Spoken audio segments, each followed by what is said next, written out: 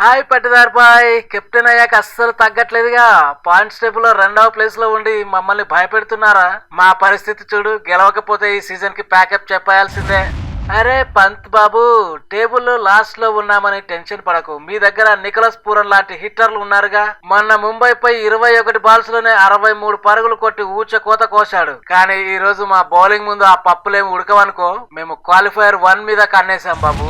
Pooran సంగతి సరే bye, మా మిచెల్ మార్స్ కూడా ఫామ్ లో ఉన్నాడు. కానీ మీ బౌలింగ్ ని ఎదుర్కోవడం కొంచెం కష్టమే. మీ విరాట్ కోహ్లీ ఫామ్ చూస్తుంటే మా బౌలర్లకు ఇప్పుడే చెమటలు పడుతున్నాయి. కానీ ఎకానా పిచ్ మాది. ఇక్కడ మా ప్రిన్స్ యాదవ్ మీ వికెట్లు లేపేసే ఛాన్స్ ఉంది, చూసుకోండి మరి.